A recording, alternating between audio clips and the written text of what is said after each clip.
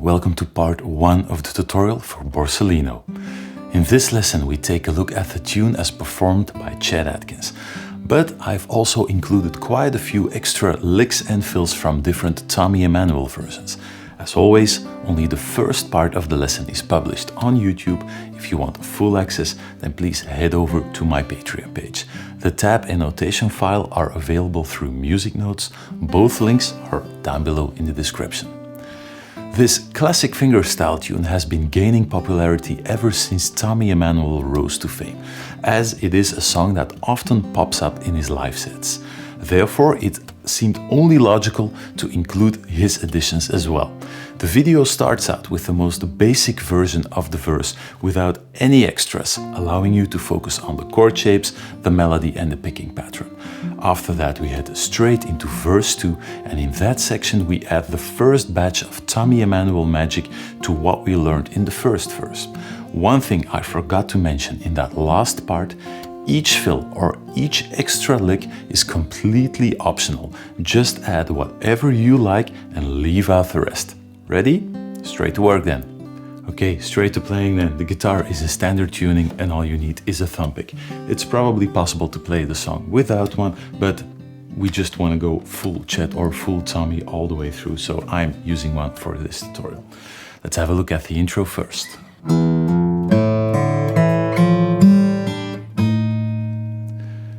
That is pretty much all there's to it. We've played more challenging things or more challenging intros for sure. Open E string, hammer on to the first fret with the index finger, then to an open A string and an open D string. Then I'm using the middle finger on the second fret on the D string, sliding this up to the third fret. I can't remember by heart if maybe Tommy or Chet plays a hammer-on going from the index finger to the middle finger, but that doesn't really make that much of a difference. Sliding up to the third fret, open G string, and then you add the index finger to the third fret on the B string. You can basically use whatever fingering you want for this, and you can do that first hammer on with the pinky and that second slide as well, but you do have to make sure that you end up on the index finger for the third fret on the B string, because you're going to just move this up one fret for the first melody note of the verse, and it's a little bit easier if the index finger is already there, so you can just drop down the rest of the chord. So the first bar by itself, second bar, index finger, and then moving to the first chord shape or the first melody note with the chord shape down below, fourth fret with the index finger, then middle finger, sixth fret, and ring finger, seventh fret on the G string and D string. So I'm going to get to that in just a second. One more time, the intro all the way through.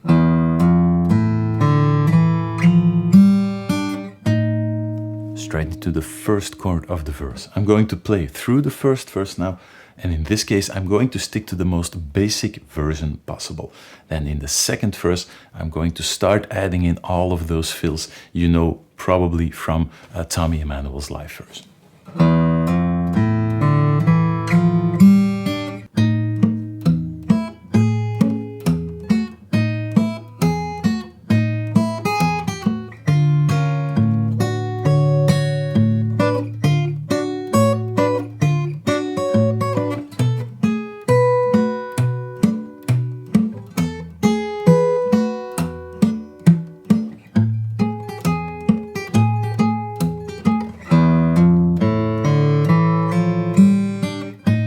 Straight into the intro again.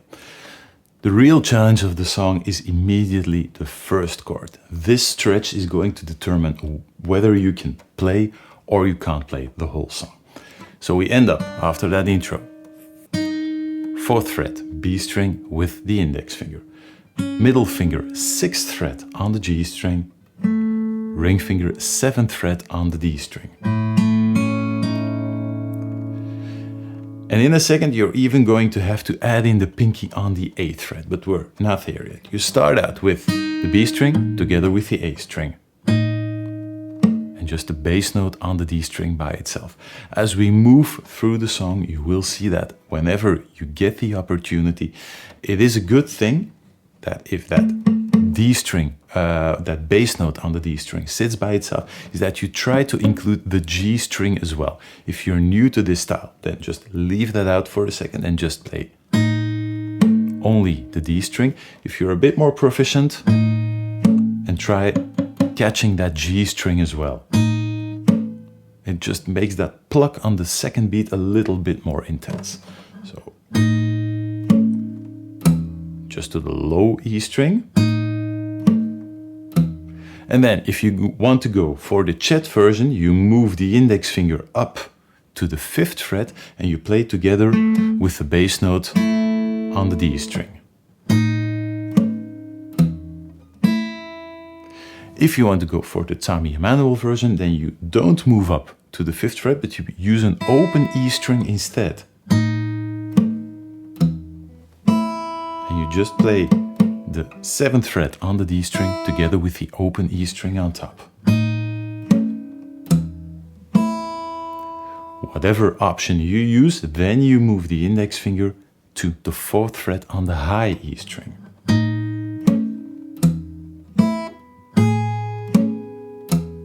And you play the exact same thing. Melody notes together with the open A string, to the D string, to the low E string. And then you add the pinky on the 7th fret on the B string and you play it again together with the D string.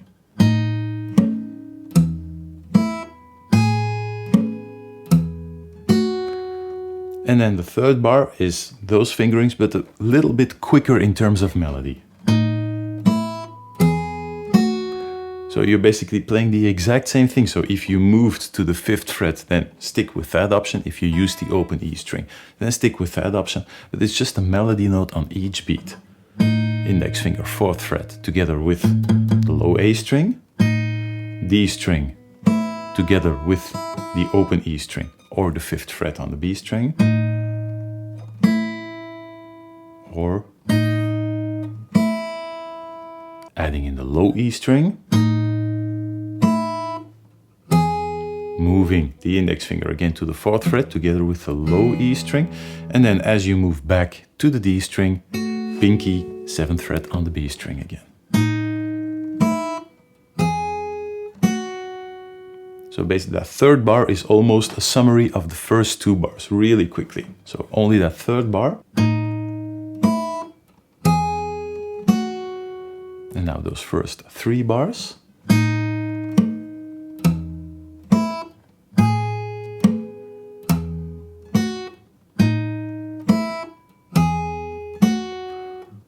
Back in the 4th bar, back to again A string and that 4th fret on the B string. Now we're just speeding up the melody, again the same fingering.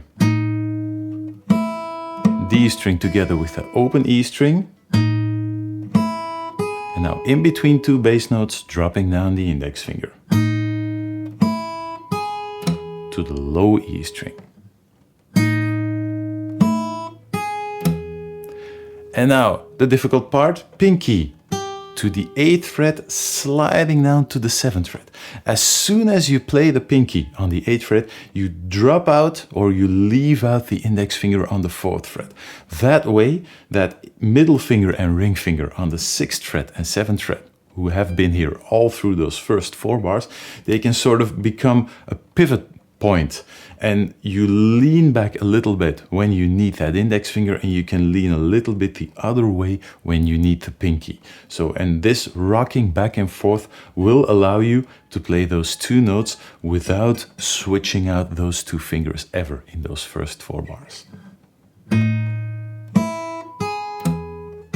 Again, in between 2 bass notes, the pinky, and then the tricky part is you slide down, and as you arrive on the 7th fret, or let me explain it the other way around, you aim for the same timing as the bass note on the D string. So you play that 8th fret, and as you slide down, at the exact same time, you play the bass note on the D string, 7th fret.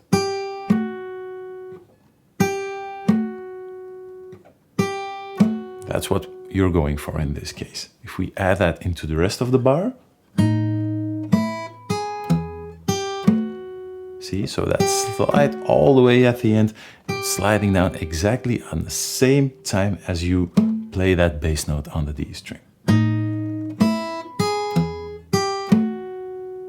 That is the trickiest part so far, mainly because of that stretch going from the 4th fret all the way to the 8th fret, but remember that rocking movement can really help, and then timing out the slide to land exactly on the bass note on the D string. Just that last bar all by itself, really slowly.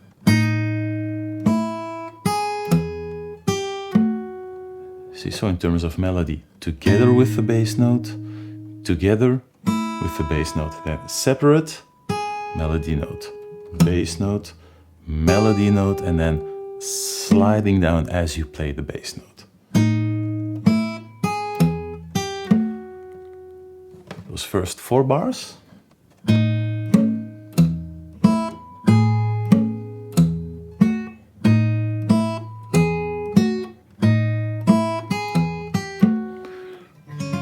Small bar at the 6th fret.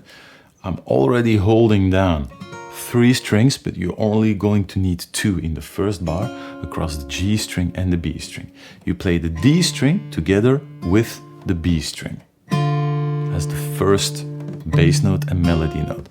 Something tricky is going to happen now. We are moving the bass line to the D string, the G string, and the A string. So no longer alternating on our 3 bass strings as we normally do. We move up the whole bass section to include the G string as well. So D string and B string at the same time, and a soft strum with the back of the nails. And you're not trying to get a chord out of the guitar. It mostly has to do with just that percussive effect. So don't strum too hard. And you're almost going for, again, the D string, maybe the G string in there, but you're not really aiming for the top strings. That's basically all that happens. That's all that happens, just a soft bounce with the back of the nails. You're not trying to get any volume out of that chord. It's just that percussive click that you want, really briefly. Open A string, and then you move the bar up to the 7th fret and you play the G string as the bass note. You try to mute that as well, together with the B string as the melody note. So, strum, A string, moving to the 7th fret, G string, bass note, B string, melody note. While on that 7th fret, you add the pinky to the 9th fret, and you move the pick back, or the thumb pick back, to the D string. Again, one of those soft strums, exactly the same thing as you did in the first bar. Back to the open A string, and then you remove the pinky and you play, again, bass note on the G string, muted, with melody note on the high E string, 7th fret with a bar. We move back down for the next bar, but first, before I hit it, let me play those first 2 bars back to back.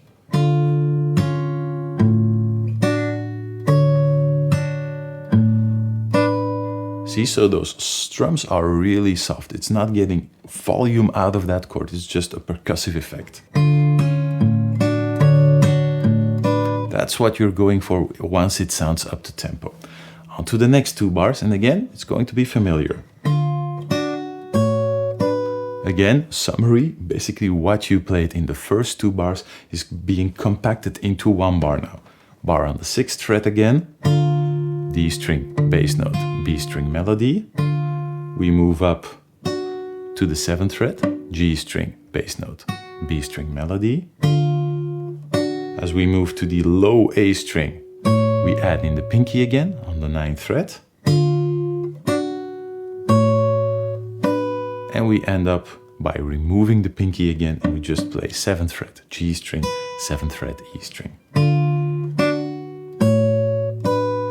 And we drop back down,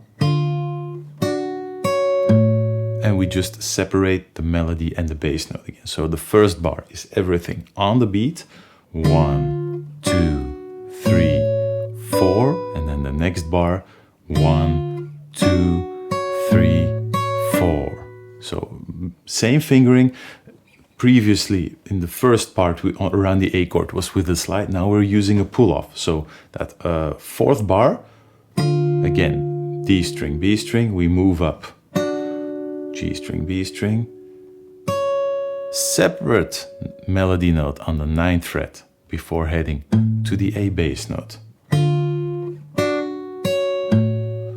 You re-pick that same melody note on the high E string.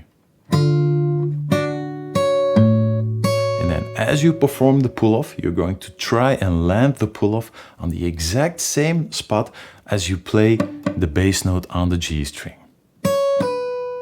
As we did before, with the slide going down, now it's pulling off and at the same time playing the bass note.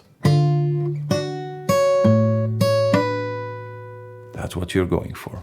Those last 2 bars around the D chord.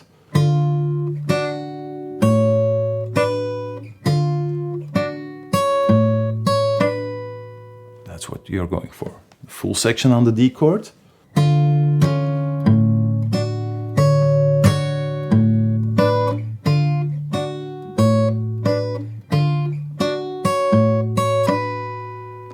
Then moving to a B minor 7th chord. Now, before I head into that section, maybe let me play those first 8 bars all the way through.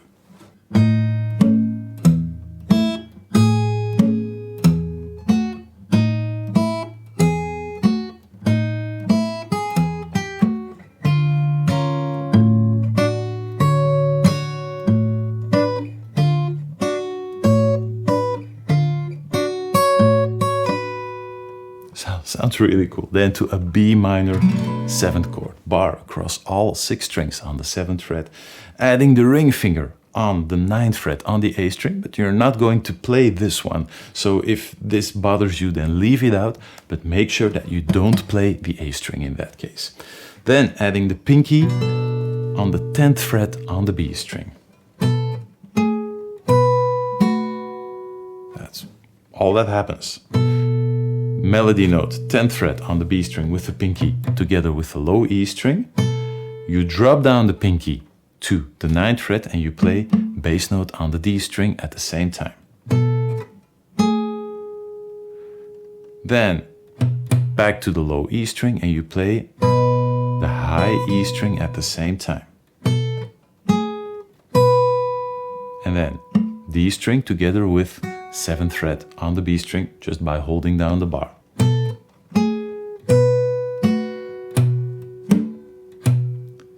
And in this case, in that second bar, I'm just playing the bass pattern, E string, D string, E string, D string. Again, if you're able to, E string, D string together with the G string in there, just fattens it up a little bit.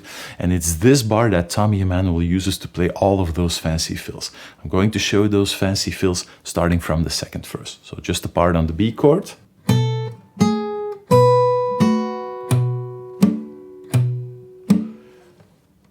Dropping down the bar to only 5 strings, then going for a D chord with an E in the bass. Now there are different versions of Tommy playing this or Chet playing this using different chord voicings. Since this is more of a beginner tune, this is the voicing I opted for. It's the easiest one to play. Bar across the 7th fret, but make sure that you leave open the low E string in this case.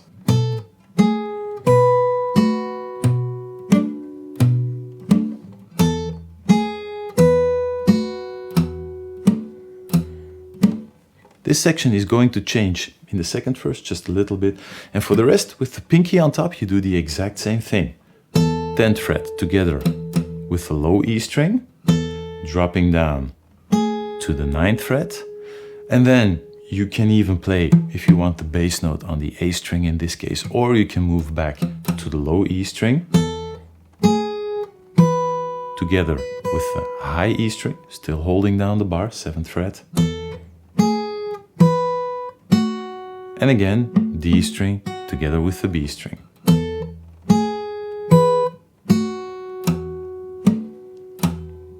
And again, we're just filling up that second bar by just playing the boom chick bass pattern.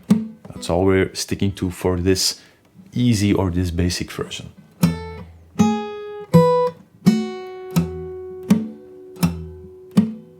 So that B minor chord and that E chord back to back with each other.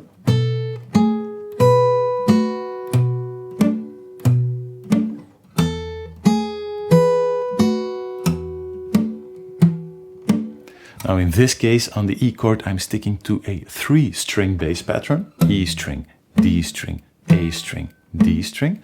But if it feels easier for you to stick to a 2-string bass pattern after going through the B minor chord, then you can just as well stick to low E string, D string, low E string, D string.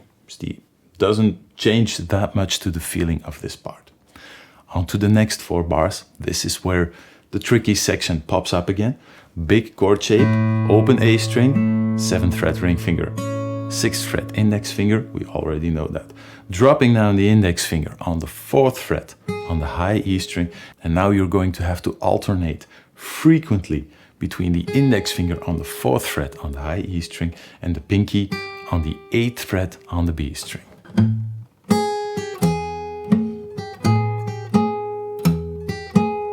Not easy to do. So what you're starting out with is just an open A string. Then thumb pick on the D string together with the high E string. And then you drop in the pinky on the 8th fret and you move back to the high E string in time for the next bass note. And that stretch with the pinky is going to throw some people off. Because you have to keep doing it over and over again. So try practicing that first section, but don't overdo this. If you feel your left hand cramping up, then take a break, maybe come back tomorrow. Don't overdo this. One trick that I noticed is if you try to put down the chord shape first and you sort of lean sideways into that melody note, it makes it a little bit easier than trying to grab the melody note first and then add in the rest of the chord. So first, these 2 fingers drop down, you drop the index finger down sideways on the 4th fret on the high E string.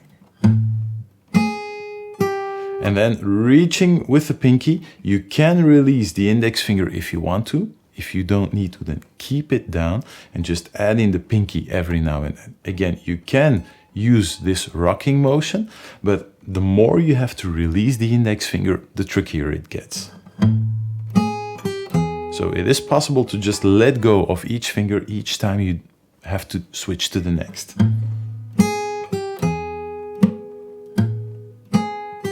While holding down, while releasing.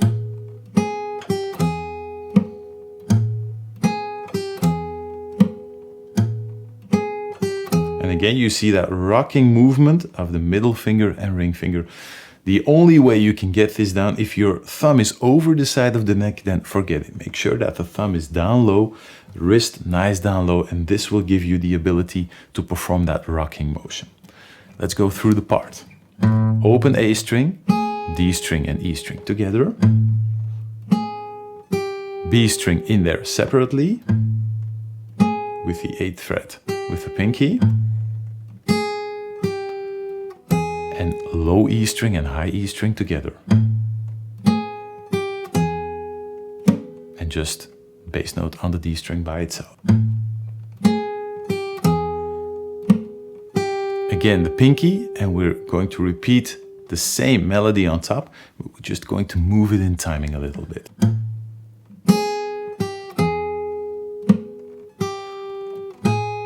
This time, melody note together with the A string.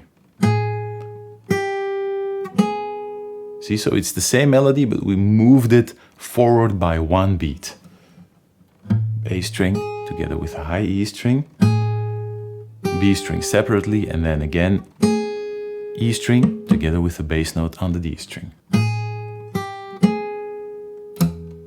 Only the low E string follows that up. One more time, the 8th fret on the B string, and again D string together with the high E string. So it's tricky in the beginning. The B string sits always by itself. It's never together with a bass note. So that 8th fret is always in between two bass notes. But the stretch, the pivoting, the rocking movement back and forth to get to those two notes can take quite a bit of time. Don't try, even if this would appear easier to you, don't try to keep everything down. I'm able to do this at fairly large hands, so I can hold it all down. But those two notes really clash with each other. So if you keep it all down, it's not really a pleasant sound. So you do have to remove the pinky each and every time you move back to the 4th fret.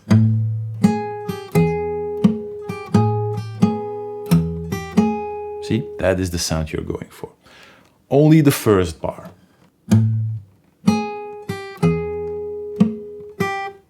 Only the second bar. Back to back.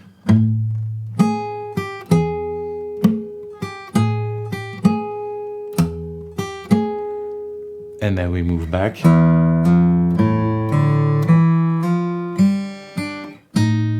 Into the intro. We already know that, the exact same thing, making sure that you end up with the index finger on the 3rd fret, moving into the 4th to start the next verse. That was the full verse. Now let me play those last 8 bars through all the way really slowly.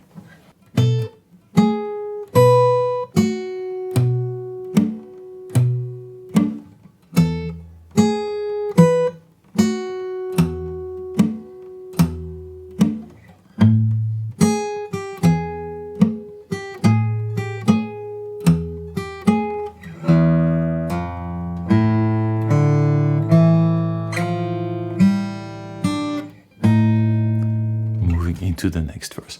One little trick that I forgot to mention in the intro, if you see Tommy play this and also other guys like Joe Robinson, if you play that intro section, it sounds nice if you move the thumb pick all the way to the bridge. It gets a little bit of a sharper sound.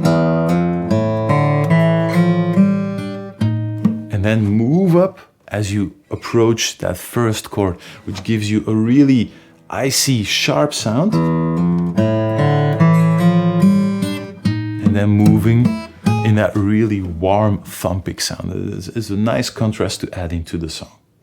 That was the full first verse. Let me try and play through it all the way really slowly, and then we're going to add the very few first fills in there. Here we go.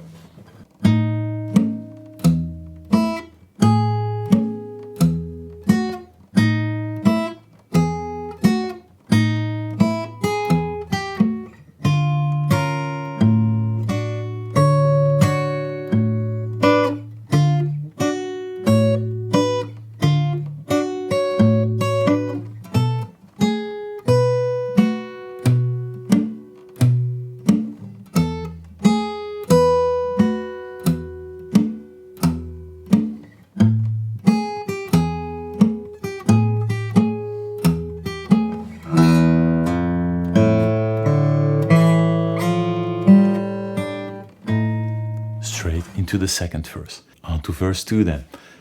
Everything you learned in the first verse is going to stay exactly the same. The chord fingerings, the timing, the shapes, the way you move around. But we are going to add in a few melodic variations, pretty much in the same vein of what Chet Atkins himself used to play.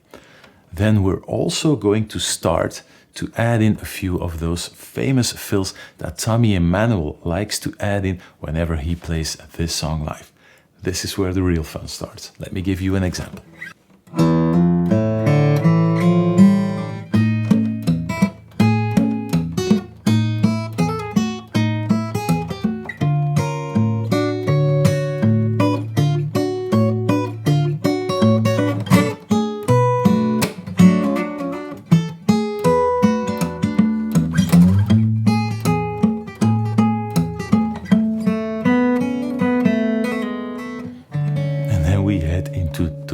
Already, or into the bridge, whatever you want to call it. First part is the exact same thing, moving into the first melody line. Now we are going to shift around that melody line just a little bit before we play this. Always putting that second melody note together with the D string. Now we're going to move that around just a little bit. And we're going to pull that melody note in front of the D string. So D string, low E string, melody note, D string. Not together anymore, but first the melody note, then the bass note on the D string. For reference, this is what we used to play. This is what we now get. Second bar, exactly the same. Dropping in the pinky, playing the melody note before we head to the D string.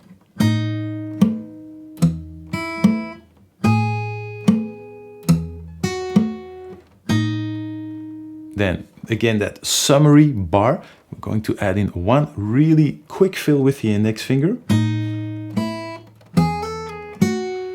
And that is going to be tricky for some. So, first two beats are exactly the same thing, together with the bass notes each and every time.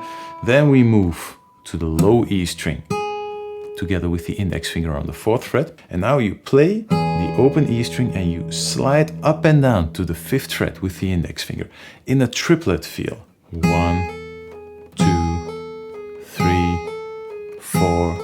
So triplet feel, each note is exactly as long. Not, that was quicker than I thought it was going to be.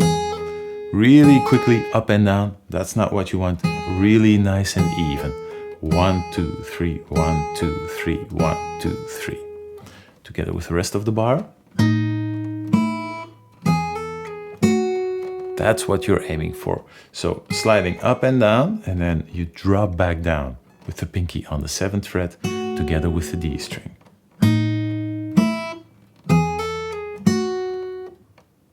Back to back with those first two bars.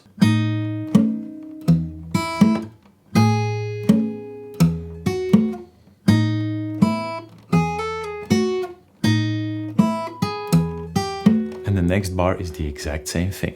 Those first 4 bars in A.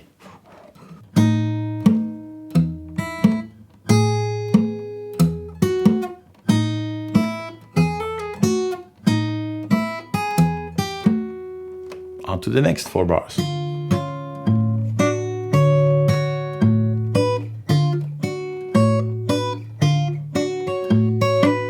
Exactly the same thing, no change in comparison to the first verse. Then we move to that B minor chord, and if you watch Tommy, he often plays this rake with the back of the nails called rasguado if you use the flamenco technique or the classical nomenclature for what the technique is called. Just a flick with the back of the nails, basically going pinky, ring finger, middle finger, index finger, and trying to strike the chord in that way.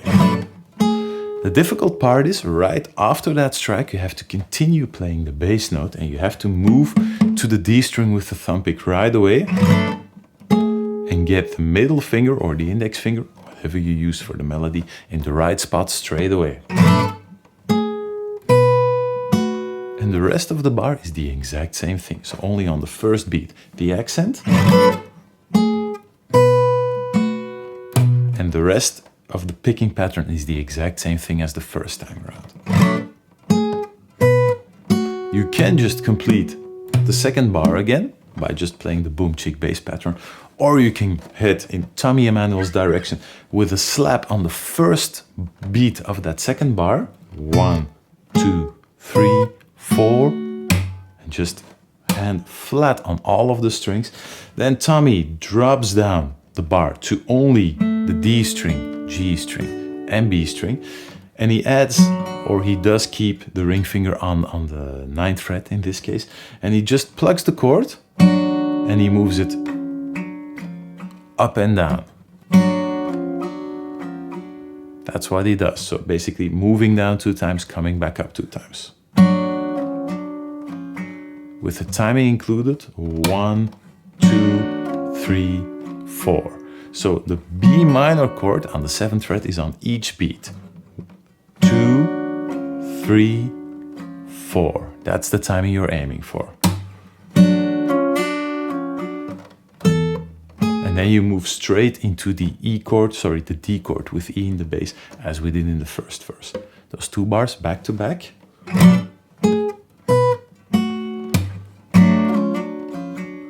Really nice fill, nothing too complicated, but it really breaks things up in that way. Moving to the E chord.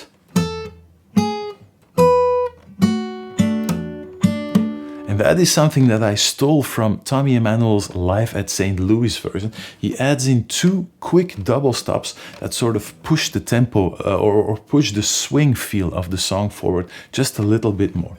Everything else is the exact same thing. Bass note, D string along with the B string. And immediately you pluck with the middle finger and index finger the D string and G string. So you play the bass note and immediately pluck, move to the low E string, pluck the D string and G string again and move back with a thumb pick to the D string. Pluck, pluck. So right after you leave the D string, you pluck to the low E string, you pluck again and move back to the D string. And that shift, picking on the same string as you have to use the thumb pick, makes for a quick shift in the picking hand.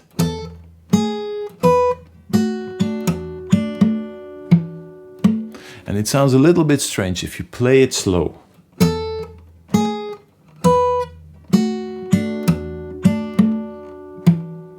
So that those 2 picks on the same string, but up to tempo, it's just this really quick little rhythmic fill.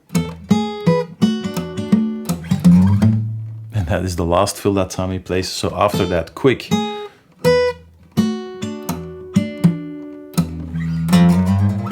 and just a low open E string, then Tommy adds the thumb to roughly the 2nd fret and just slides up and then plays an open A string.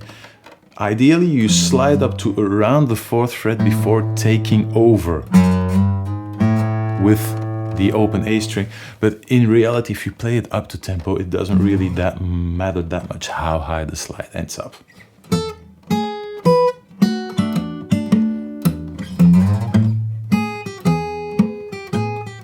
If the thumb over the side of the neck feels weird, you can also just use the index finger.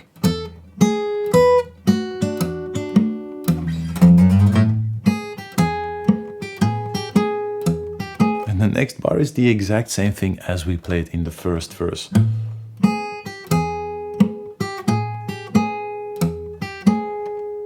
Exact same thing. Then we move into the chorus or into the bridge with a harmonic on the 12th fret on the A string and just a single note line.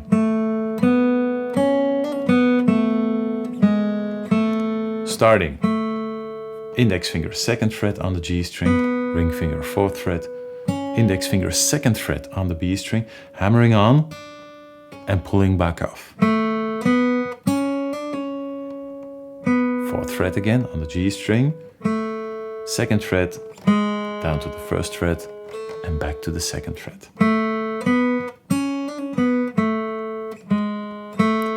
And that hammer on and pull off, first note is a little bit longer, and then we hammer on and pull off really quickly. And Tommy sometimes likes to add in a 2nd hammer on and pull off as well.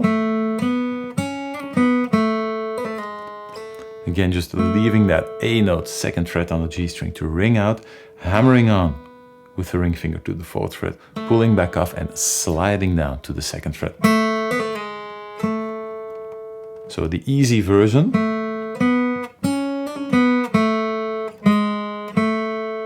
Or the Tommy version. And then we move into a D major 7th chord as the first chord of the next section. Before we head there, let me play it through all of what we just saw in this 2nd verse in terms of variations and fills. Here we go, one more time, really slowly.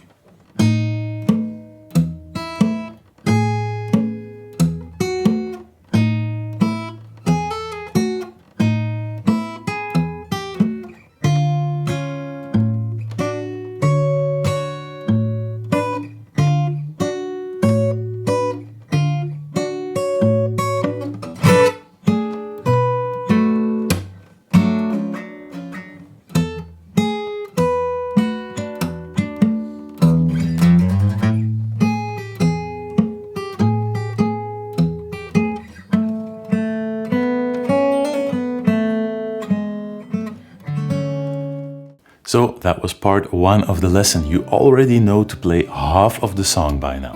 I hope to see you in part 2 for the explanation on the bridge and the ending.